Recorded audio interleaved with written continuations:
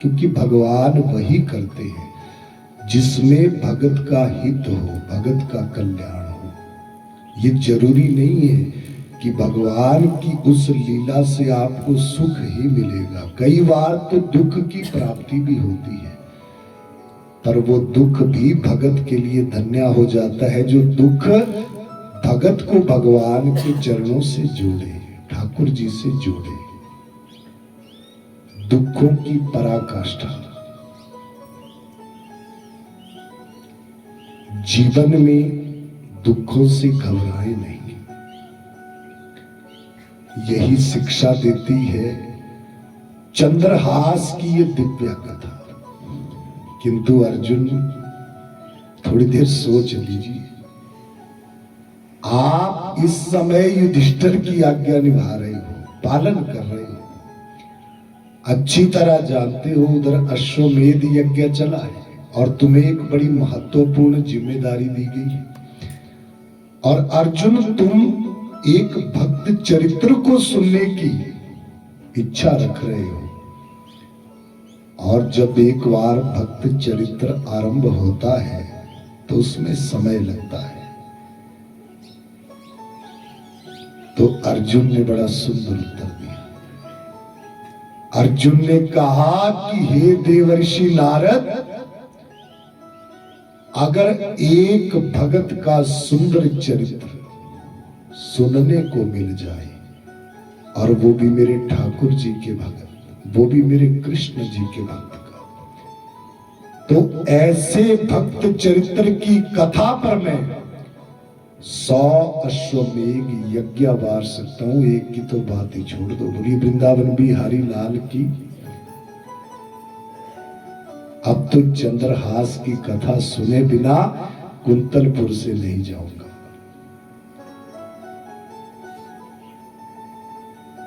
भक्तों, देवर्षि नारद जी ने कहा, अर्जुन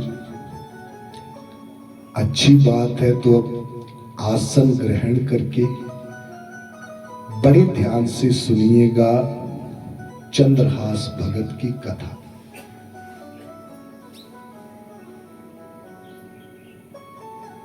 जब भक्त चरित्र आरंभ होने लगा था तो भक्तों, अर्जुन तो बैठे हैं, पर अब अर्जुन के ठीक बगल में स्वयं ही ठाकुर जी प्रकट हो गए। बोलिए वृंदावन बिहारी लाल की। अर्जुन ने ठाकुर जी को देखा और जल्दी से प्रणाम किया। देवर्षि नारद ने भी प्रणाम किया, अरे ठाकुर जी आप। तो ठाकुर जी ने स्वयं कहा, मेरे भक्त का चरित्र यहां पर शुरू होने जा रहा है, तो जहां भी भक्त चरित्र की कथा चलती है वहां का सबसे पहला श्रोता तो मैं स्वयं बनता हूं। बोलिए वृंदावन बिहारी लाल की जय। इसलिए कहते हैं भक्तों, ठाकुर जी किसी न किसी रूप में कथा में अवश्य में बातें सुनाओ। हे नारद, चंद्रहास की सुंदर कथा सुना। तो देवर्षि नारद जी इस कथा को सुना रहे हैं अर्जुन को। बड़े भाव से, बड़ी श्रद्धा से अर्जुन जानना चाहते हैं कौन भक्त है ये चंद्रहास। भक्तों, नारद जी सुनाने लगे। केरल देश में एक राजा बड़े पराक्रमी होते थे। उनका राज्य दूर दूर तक फैला हुआ था। भक्तों, इसी राजघराने में, इसी राजवंश में जन्म हुआ था भक्त शिरोमणि चंद्रहास का। और ये वृंदावन बिहारी लाल की। राजमहल में जन्म लिया, युवराज थे। पर भक्तों, जब चंद्रहास की आयु 3 वर्ष की थी, उस समय बड़ा ही विपरीत घटनाक्रम घटा। राजा तो पुत्र जन्म की खुशियों में व्यस्त थे, किंतु एक शत्रु राजा, जो पड़ोसी राजा था, जो इस केरल के इस देश पर बहुत लंबे समय से दृष्टि गड़ाए हुए था, उसे ये सूचना मिली कि राजा तो पुत्र प्राप्ति का अभी तक भी उत्सव मना रहे हैं, उसी में व्यस्त है, युद्ध की थोड़ी सी भी तैयारी नहीं है। इस समय अगर राज्य पर चढ़ाई की जाए, आक्रमण किया जाए, तो उस राज्य को जीता जा सकता है। भक्तों, जब उस शत्रु राजा ने चढ़ाई की थी, तो चंद्रहास के पिता को इतना समय नहीं मिला था कि वो सही ढंग से युद्ध की तैयारी कर पाते। तो इस युद्ध में परिस्थितियां बिल्कुल विपरीत हो गई चंद्रहास के जो राज्य हैं उसके लिए।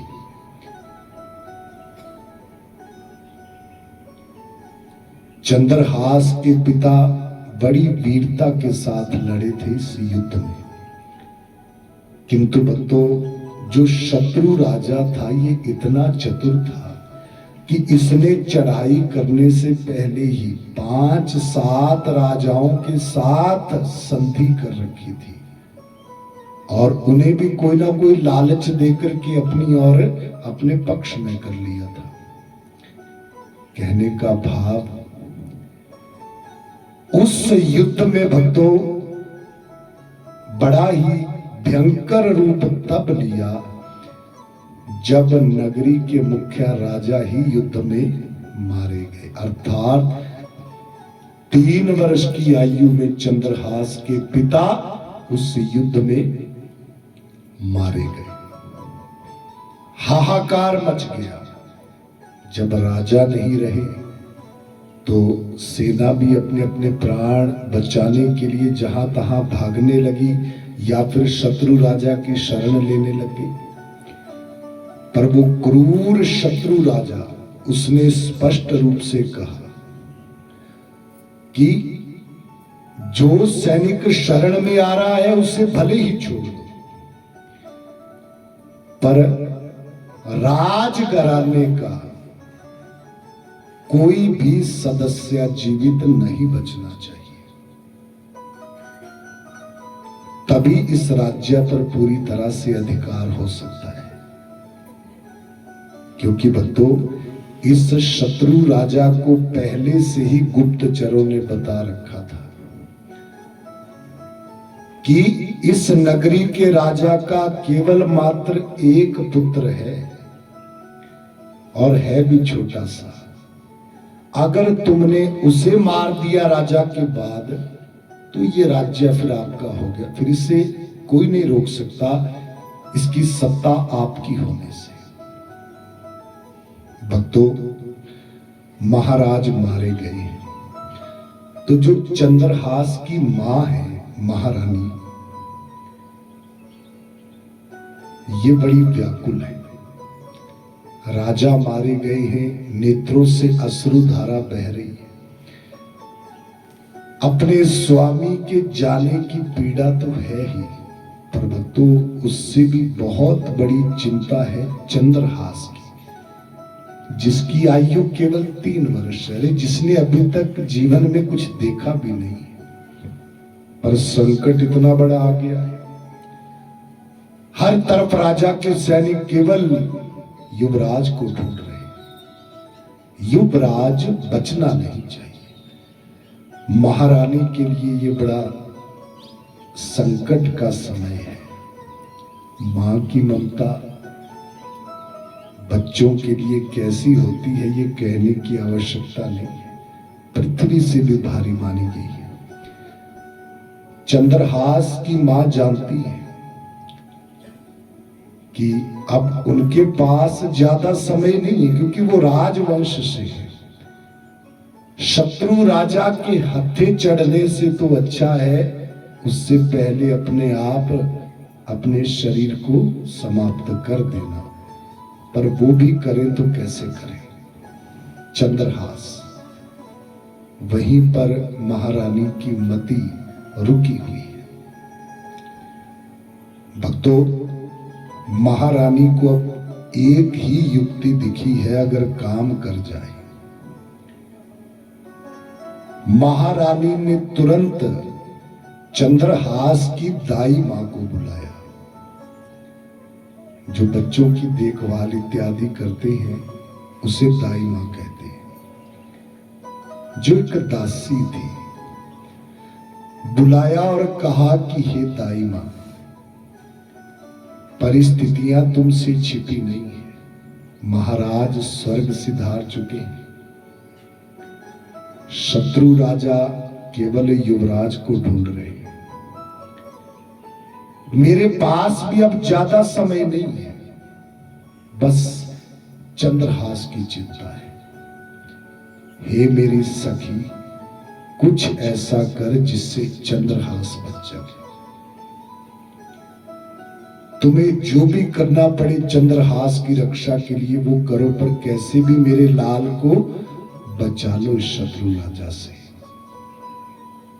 चंद्रहास पर जैसी प्रीति चंद्रहास की मां की है भक्तों, वैसे ही दाई मां की भी प्रीति थी। बचपन से, जब से जन्म हुआ है, 3 वर्षों तक चंद्रहास का लालन पालन पोषण ये दाई मां ही कर रही थी। तोतली सी भाषा में अभी चंद्रहास ने बोलना शुरू ही किया था। दाई मां ने कहा, महारानी आप तनिक भी चिंता ना करें। जब तक मैं जीवित हूं, चंद्रहास का बाल भी बांका नहीं होने दूंगी।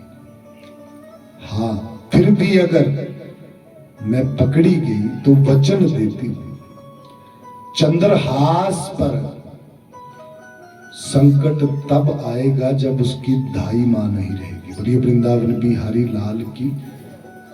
अपना वो छोटा सा बालक सौंप दिया दाई मां को महारानी ने। अब दाई मां सोचने लगी कैसे बचाया जाए चंद्रहास को। तो पहले दाई मां चंद्रहास को अपने कक्ष में लेकर के आई। और भक्तों, अब चंद्रहास युवराज थे, तो सबसे पहले दाई मां ने चंद्रहास का रूप बदल दिया पूरी तरह से। जो केश है उन्हें बिल्कुल बिखेर दिया। बोलिए वृंदावन बिहारी लाल की। राजघराने के वस्त्रों को उतार दिया। राजघराने के जितने भी आभूषण चंद्रहास को पहनाए हुए थे वो सारे निकाल दिए, सारे आभूषण फेंक दिए। मैले कुचैले से कपड़े निकाले, वो पहनाए चंद्रहास को। मिट्टी धूल इत्यादि कालिख पोत दी, ऐसा बना दिया चंद्रहास को कि कोई देख करके कह ही नहीं सकता कि ये राजकुमार है। बोलिए वृंदावन बिहारी लाल की। दाई मां ने चंद्रहास को कैसा बालक बनाने का प्रयास किया ताकि ऐसा लगे कि ये कोई राजकुमार नहीं बल्कि उसी दासी के पुत्र है। ऐसा बनाया चंद्रहास को। अब चंद्रहास को लेकर के जाना है, पर एक डर है दाई मां को। जगह जगह सैनिक पहरा दे रहे हैं। राज्य से बाहर निकलना सरल नहीं होगा, क्योंकि राजा ने आदेश दिया हुआ है, राजकुमार नहीं बचना चाहिए। इसलिए भक्तों, दाई मां ने नन्हे से चंद्रहास से कहा, हे चंद्रहास, अब मेरी एक बात को बड़े ध्यान से सुनो। इसके बाद अगर तुमसे कोई ये पूछे कि मैं कौन हूं, तो ऐसा मत कहना कि मैं दाई मां हूं, बल्कि यही कहना कि मैं ही तुम्हारी मां हूं। चंद्रहास ने सर हिलाया है। भक्तों, अब चंद्रहास को दोनों हाथों से उठा करके, जैसे राज्य में हाहाकार मची थी, अपने अपने प्राण बचाने के लिए कोई उधर भाग रहा है, वैसे ही भक्तों ये दाई मां भी चंद्रहास को लेकर के भागने लगी। भाग रही थी तो आगे सैनिकों ने रोक लिया। हे दासी रुक जाओ, कहां जा रही? हाथ जोड़े दाई मां ने, हे सैनिकों, बस अपने और अपने इस बच्चे के प्राण बचाने की कोशिश कर रही। राज्य में क्या कुछ चल रहा है आपके सामने है। गाजर मूली की तरह काटे जा रहे हैं निरपराध लोग। अरे मेरा तो केवल यही सहारा है, मेरा पुत्र। उम्मीद है आप समझ सकते हो। और वैसे भी मुझको दंड देने से आपको क्या मिलेगा? अरे हम तो साधारण प्रजा हैं। शत्रुता राजघरानों में होती है, पर हम तो दासी हैं, हमारा क्या दोष? हे सैनिकों, कृपया मुझे यहां से जाने दो।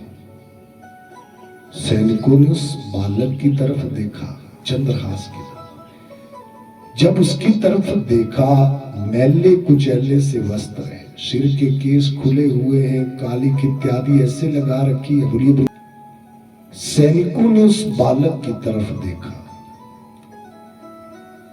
लग तो दासी पुत्र ही रहा है, राजकुमार ऐसी अवस्था में तो हो नहीं सकते। फिर भी भक्तों, सैनिकों ने उस बच्चे से पूछा, हे बालक, ये कौन है जिसने तुझे गोदी में बिठाया है?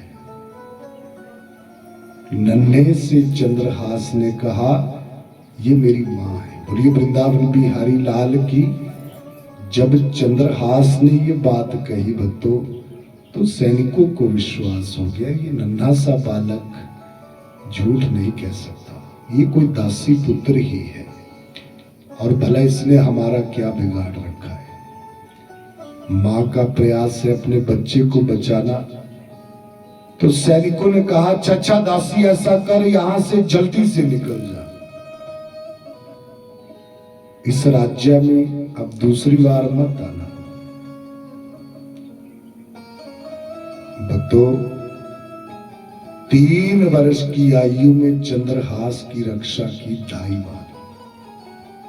जैसे कैसे राज्य से बाहर निकली, तो दाई मां ने भी सोचा कि चंद्रहास को इतनी दूर लेकर के जाऊंगी, इतनी दूर लेकर के जाऊंगी कि इस राजा की दृष्टि से चंद्रहास को बचाया जा सके।